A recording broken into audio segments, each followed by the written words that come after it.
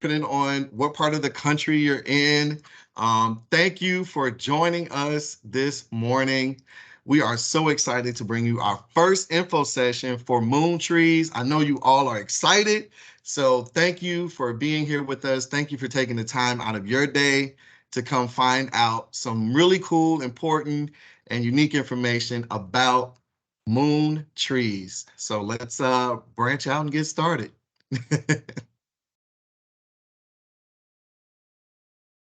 Love what you did there, John. That was good. Oh, thank you.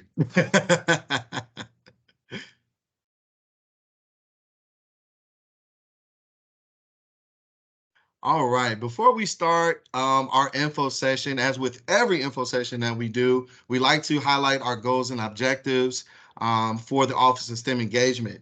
So we want to make sure that everyone knows that this is very intentional in how we want to engage the public, especially as it relates to citizen science. We want students and educators to get involved and use those tools to take measurements and do different things out there in the environment. So Moon Trees has a lot to do with getting you up, mobile, and active with Moon Trees.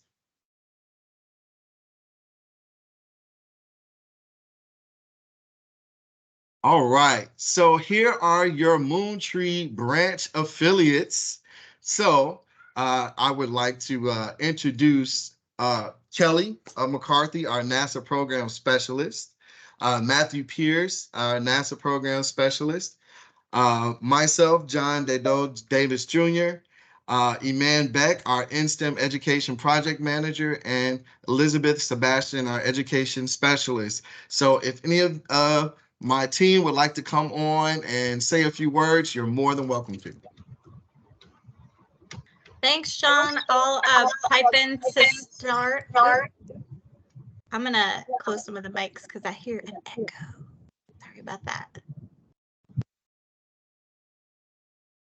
All right, there we go.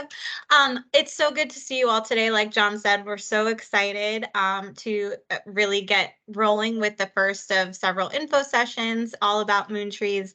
The team here has been working really hard to build out an amazing education plan and some really cool opportunities. And we know we've been hearing from a lot of you leading up to today's Q&A and the one that we'll have later in August. And we'll have a lot of ways for you all to stay in touch with us. But I just wanted to say, on behalf of our team, we're so grateful that you are here, and we can't wait to work with you on all of the really cool things to come. And mostly, I'm looking forward to all of John's puns related to trees and roots and branches. So we got to keep a running list. But cannot wait to hear what what questions come up after the info session is done, and we're happy to work with you all moving forward. So thanks, John, for giving us the floor. I don't know if anyone else on the team wants to say a few things. Yes, as you can see, we are a very passionate and lively bunch, the Moon Tree implementation team. My name is Iman Beck. I'm an education project manager, and I actually just passed my 1-year anniversary of being with NASA, which I'm really excited about. I'm excited to share Moon Trees with all of you and all the wonderful resources and partnerships that we've established in the Moon Tree project. And I want to just note a couple of housekeeping items. If you could please just keep your mics muted, and we're going to take questions at the very end. We'll have plenty of time to take questions. We do have this session being recorded, and Elizabeth, which I'll let her also introduce herself here. She's going to be helping you guys out with the chat, posting links as we go through the presentation, and she's posted a very valuable Google form there for you, so that if you wanted to receive presentation materials with all those links embedded, please fill out that Google form for us so that we have your contact information and we can add you to our email listserv. So I'll go ahead and pass this off to Elizabeth.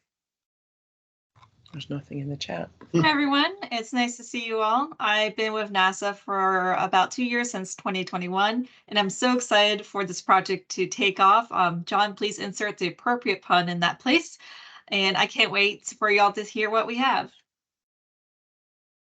Hey, Elizabeth, I heard someone say that they didn't see anything in the chat. So if folks had joined after we posted a couple times.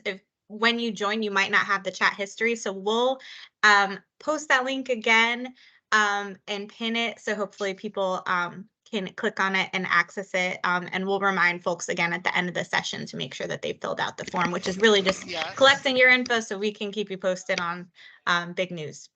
So thanks for reposting that. And thanks, Elizabeth, Eman, and John, for everything that y'all do with our team and in partnership with Forest Service and our other folks that we've been working with. And thank you as well. We have such an unbelievable team. So I love working with all of them. All right, so let's move on. Let's see here. All right. Oops, went a little too far. All right. So just to give you a little context and background about moon trees, well, guess what? It all started with Apollo 14 with this gentleman right here, Mr. Stuart Rosa, who was a NASA astronaut and a forest jumper. So how cool is that? So not only do you have the cool job of being an astronaut, but a smoke jumper. So that's a really interesting resume there. So he had the idea to carry these moon seeds, and this was done in conjunction with the USDA Forest Service. And those trees were grown into seedlings, of course, and then they were disseminated throughout the country, different national monuments and things of that such, in celebration of the nation's bicentennial event. Well, those moon trees are still alive. A lot of them are, have gone to greener pastures, I guess I could say, but we wanted to bring in a new generation of moon trees. And actually, we'll talk a little bit about an activity that you can join from Globe, NASA Globe, where you can actually locate some of these Apollo moon trees from the past. But moving on into the future, we wanted to have a way to kind of reignite that excitement about trees and nature and getting people involved. So we have the new generation of moon trees, the Artemis moon trees. So with that thought, with that legacy from Apollo 14, we sent up a new batch of seeds to travel on Artemis 1 aboard the Orion space capsule. Those seeds took an amazing ride. I'm kind of jealous, actually. They got to travel around the moon and come back, and then they splashed down. And the USDA Forest Service is now currently germinating those seeds so we can distribute them out to folks like you who are interested in having their very own moon tree.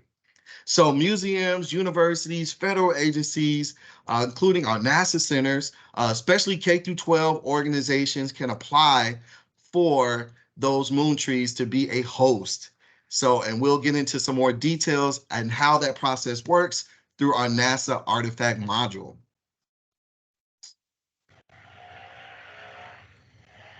Thank you, John. And actually, this is a really great opportunity. I see some of our USDA Forest Service partners on the line, and I don't want to put you on the spot, but I'd love for you to introduce yourselves if you like. I know we have, I believe Jessica Nicholson is here, and so I'd love for them to just kind of give a shout out. Hi, everyone. I'm so excited to be here. And there's lots of cool moon tree stuff going on. Yesterday, we got to see photos of the seedlings and how they're growing. And we all are very excited about it. And so I'm excited to be here and learn about all the stuff that's going on. And thank you for letting us join. And we're glad to be partners with you on this wonderful journey. Thank you so much, Jessica. Do we have anyone else from your team? I think from the Natural Enquirer team from the Forest Service, Brady McDonald is on as well. I don't know if she can jump on and say hello.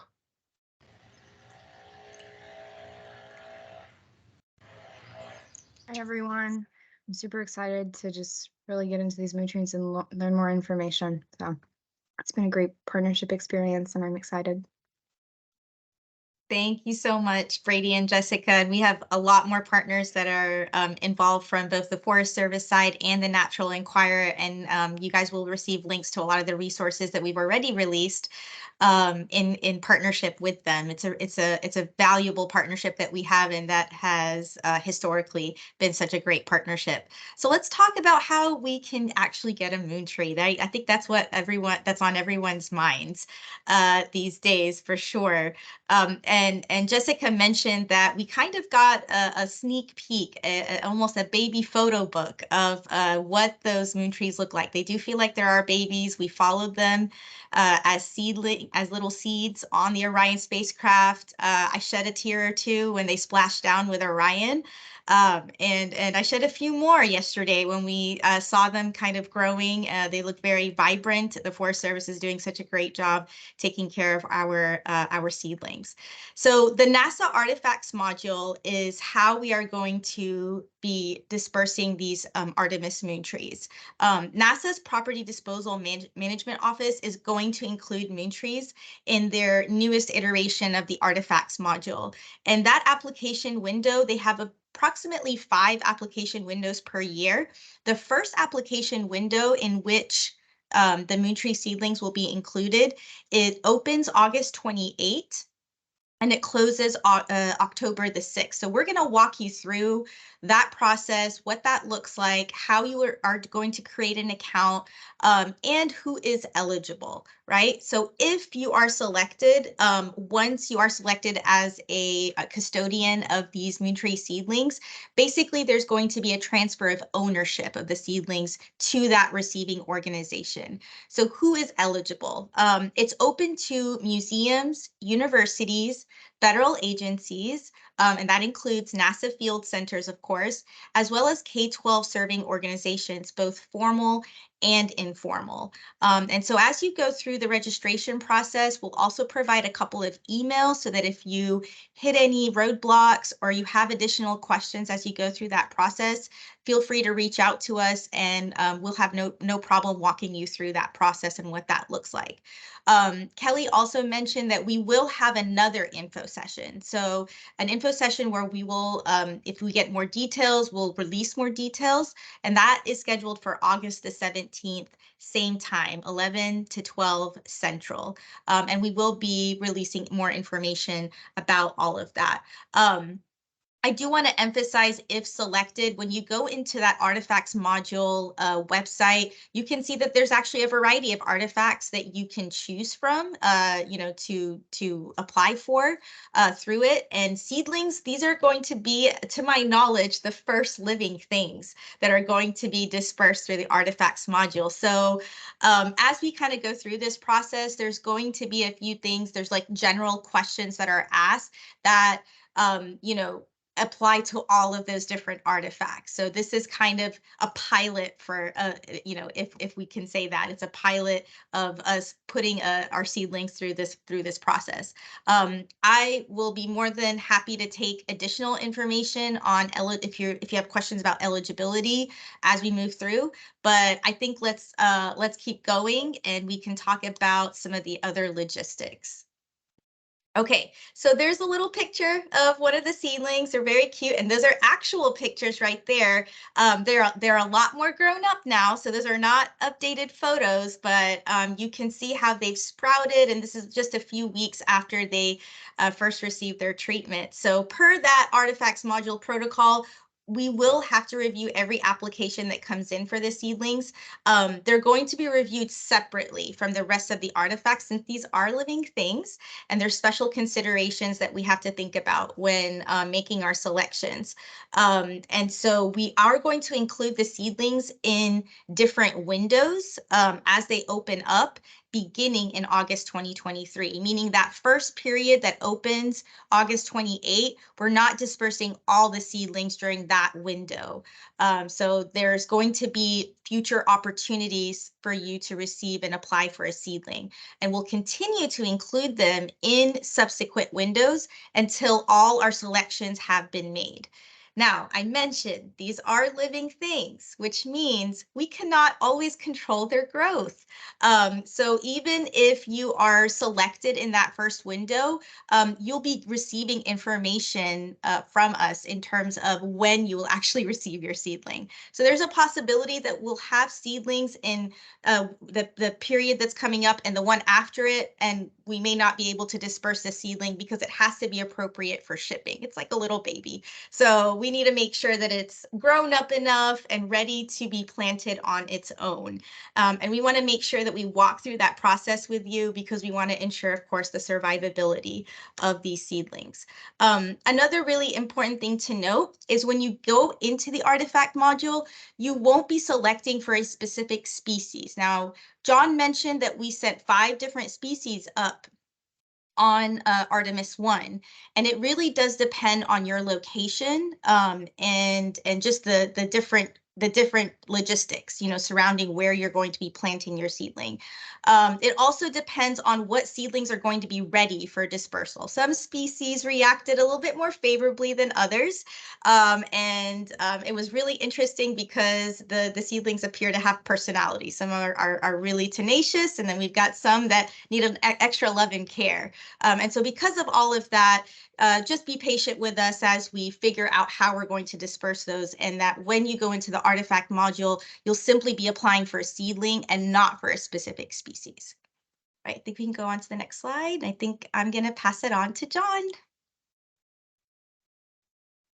All right, great segue into the different types of species of trees that we have for possible hosting.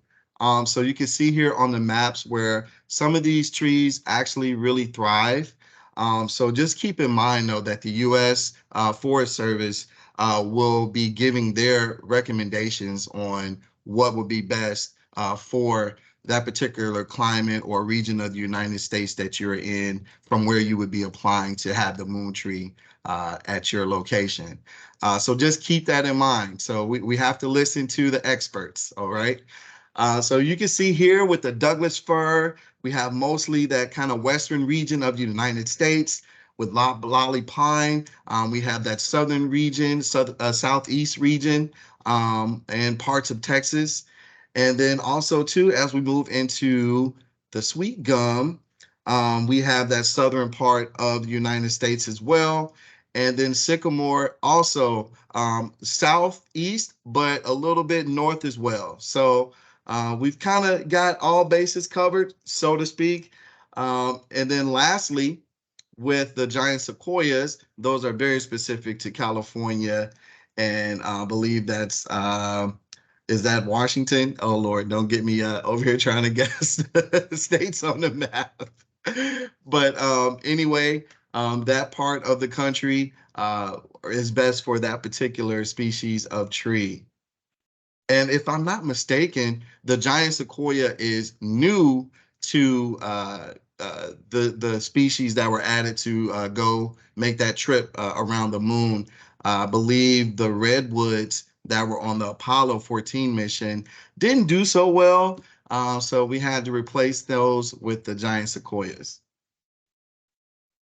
And then also too, we want to take a look at some of those states that did not actually get a moon tree so many years ago. So we would love to kind of rectify that, and hopefully more states that didn't receive a tree will apply, and we'll have representation of moon trees in most of our contiguous United States. So that would be really awesome to see. All right, so before you get started, there is a thing that you must do. You have to create a NASA guest account if you are a non-NASA identity. So if you are outside of NASA, it is required that you go through this process in creating a guest service account. Also, too, it is highly recommended that you designate a point of contact with your institution email address before applying. We want to make sure that we can stay in touch with you all throughout this process, but it doesn't stop there. We want to follow these trees throughout the years. So we want to have good points of contact. Even if you do happen to leave for another opportunity from where you're at currently, we still want to be able to connect with those trees that were sent out and that you all might be hosting. All right, so here is just basic information on how to set up your account. So these are just some screenshots to just let you know what is required when filling out that guest account. Make sure you follow each step in the process. And again, having that point of contact that you know is going to be around will definitely help. All right, again, so you're just going through the steps and they have this information available on their website, and we'll make the website available after the presentation for the artifacts module. But again, you just follow each of these steps, and I believe it's only about 6, 7, 8 steps. It doesn't take that long, trust me, I went through the process. So just make sure you just follow those information and make sure you pay attention to the information that's being given on the screen, because you will be receiving some emails. And then of course, as you can see here, they even have a support center number here. That way, you know, in case you run into any issues. All right, you're almost done here with setting up your account, as you can see here on the screen with this screenshot. And then success, you are complete in finishing up your guest account. And then you will receive some additional email with those instructions on how to log in. So make sure you pay attention to your inbox. And of course, we always say check your spam box just in case. And again, if there are any issues, make sure you reach out to us and we'll drop that information on how to contact us at the end. I did see a hand go up. If you want to put your question in the chat, or if you want to save it to the end, you can do that. All right, Eman. Thank you so much, John. So now you've got your guest account. So now you can get ready to select your artifact. We hope that you're going to be selecting a moon tree seedling, of course, but there's other artifacts for you to choose. So once you log into the artifact module, and again, we will be providing that for you. We went through the process ourselves just so that we could make sure we could walk you through the process. You could go into the search function, and you could also filter by different types of artifacts like location and things like that. Of course, the seedlings are not restricted to a particular location because we plan to distribute them, throughout the contiguous United States. So you would search for the moon tree seedling, and then once you find it, you would choose it. And so you can see there, and I know it's a little bit small, but we will be sending out these presentation slides for you. And you would select the seedling entry. Now, when that, you can select it and it opens up and it can show you a few pictures. One of those pictures could be a document on prime, locations for you to plant, just to make sure that before you go and apply for a seedling that you do have a proper area for it to be planted in. There's some considerations that you'll need to think about before doing that. And so once you do that, then you're going to add it to your cart. So it's like you're shopping. So you're going to add it to your cart, and you'll see there in the top right-hand corner, there's a little shopping cart. Once you're finished, right, let's say you're only there for a seedling, then you would click on that shopping cart, and you would have to select the seedling entry, and then you would have to click checkout, and that's you checking out and completing that process. Go ahead, John, to the next slide. Once you check out, you have to go through the checkout process. So we're just kind of walking you through. There's a statement that you have to attest to. And so there's 3 statements there that you would carefully read, and then you would click on that checkbox, and then you would click next. Now, I do want to say, just from going through the checkout process, the next word will be grayed out if you haven't completed everything on that screen. Once you've completed all the required elements, that's when it will kind of be highlighted, and you know that you can go on and click to the next window. Once you click next, there's this series of questions. Now, I will say this, I mentioned that the seedlings are the first living things in the artifact module. So a lot of these questions are general by nature because they have to cover the wide array of artifacts that are in the artifact module. So you would answer these questions to the best of your ability as it pertains to your organization and keep going through the checkout process. I will also say that this is really the first step for registration in order to obtain a seedling. Once you complete the artifact module registration, we'll receive a list of names and locations of people who have applied for a Moontree seedling. And then those that are selected, we will be sending you a gateway registration link for you to just answer a few additional questions that pertain specifically to the Moontree, since it is a living thing. And we want to make sure that it's going to be cared for properly and that you have the necessary resources in order to ensure its survivability. So John, let's go on to the next screen.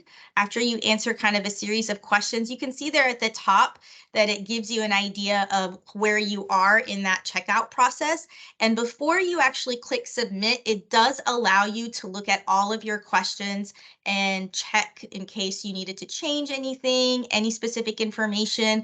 You can click the previous button to go back to a previous screen in case you do need to make any changes. But once you've answered all the required questions, you would click submit. And once you click submit, that basically ends the process and you've submitted your application. And then we will get a list of everyone that has submitted an application for a seedling.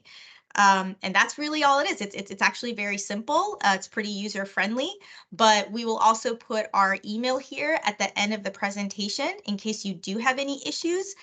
We also work very closely with the artifact module team. So if there's anything that we can't help you with, we'll make sure to get you the answer. I think we can go on to the next slide, John. Yep, and there we go.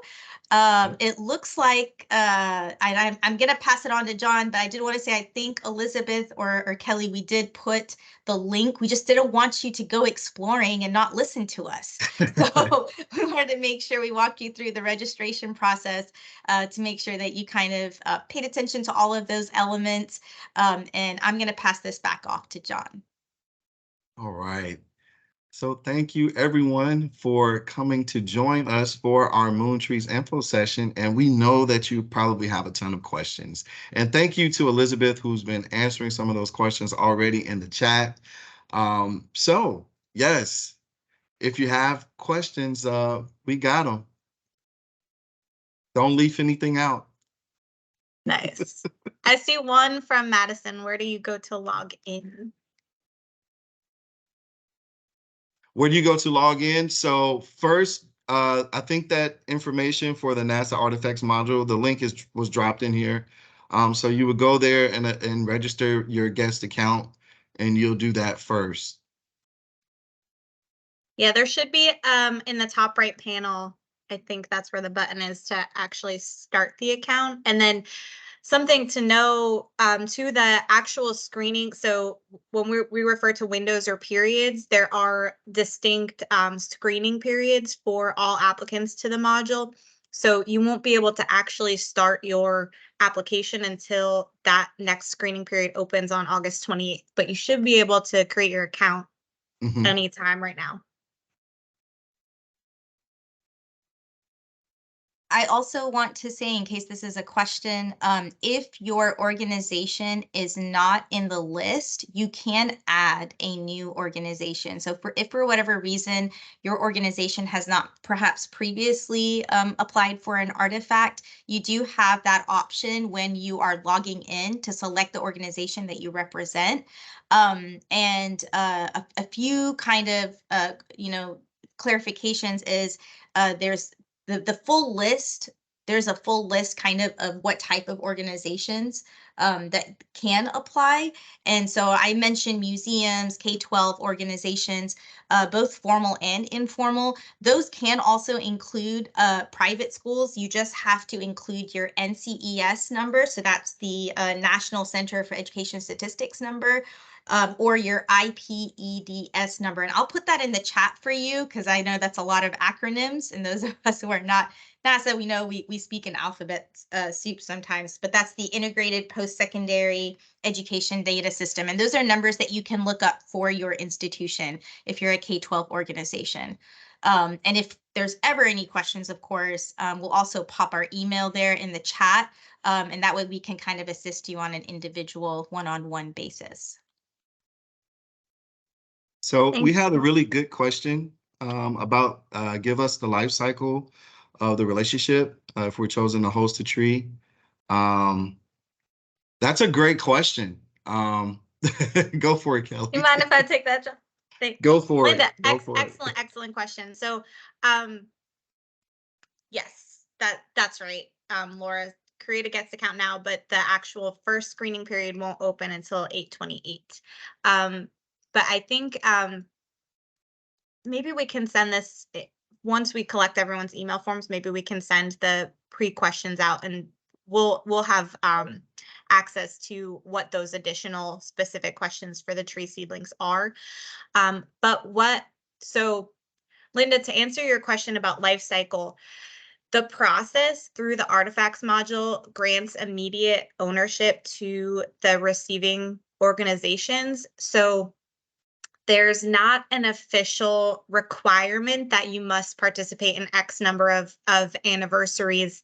However, we are looking at engaging with as many interested recipients as possible. And we're hoping that the ultimate goal behind this effort was that we set this up in partnership with Forest Service to really elevate the importance of global stewardship, conservation education, earth science, citizen science, which is why some of you might have seen the Globe Moon Trees Quest that is happening right now related to the Apollo Moon Trees. We want to stay in touch with folks and hope to have, like, at least for the next, I think we were looking at like a 5-year term of like being able to host virtual storytelling check-ins to learn about the impact, the growth, any exciting things that receiving organizations have done in their communities.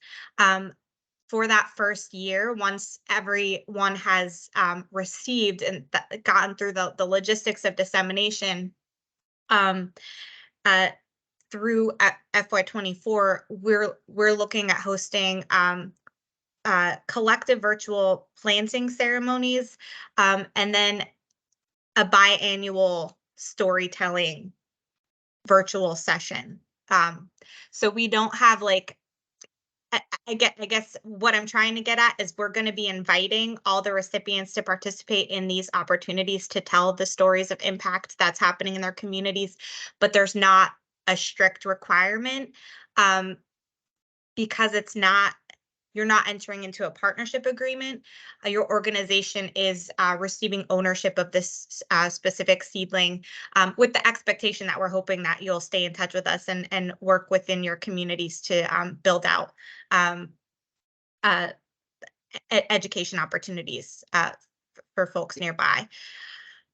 I hope that answered it. The links that we provide related to the NASA Connects community of practice and email addresses, those are going to be some of the primary ways that we stay engaged. And one of the asks for recipients is to join our virtual community of practice, where we'll have a private group for Moon Tree hosts. So members of those organizations can stay in touch with us on a regular basis.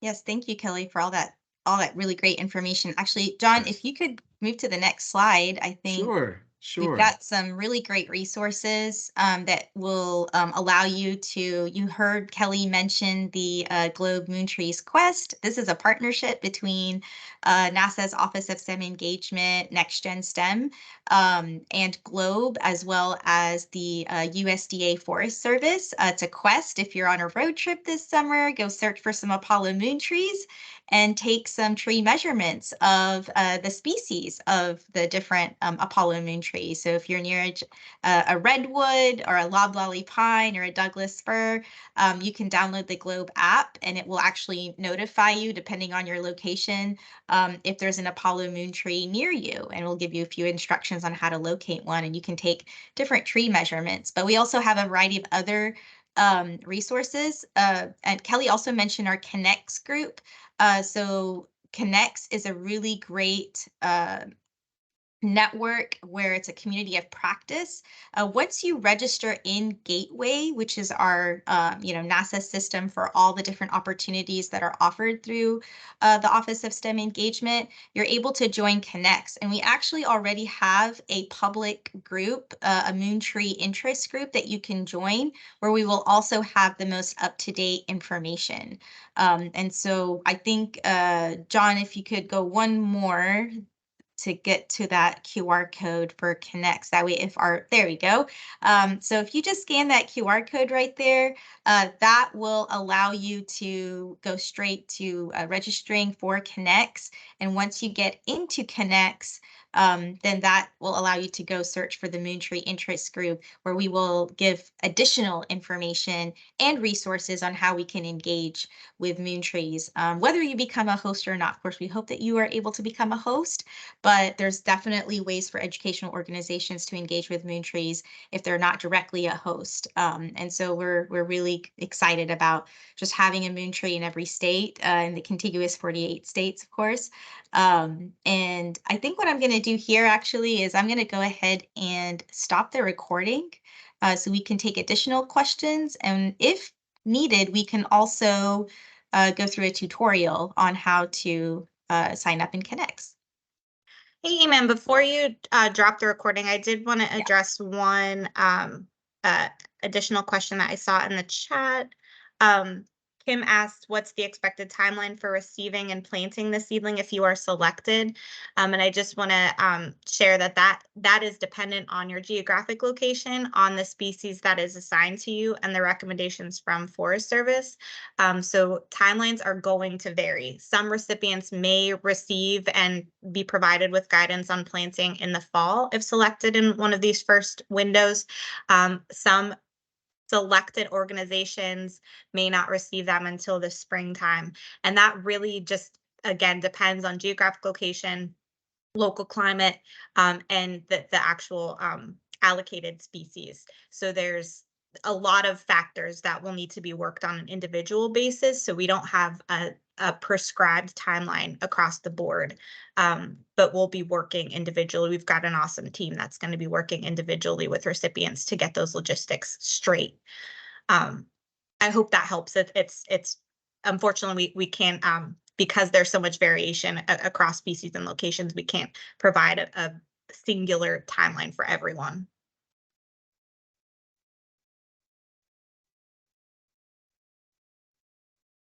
Excellent. Yes, great. Yes, excellent, and great job. Thank you for answering those very technical questions, Kelly. Much appreciated. All right, I'm going to go ahead and stop the recording now then.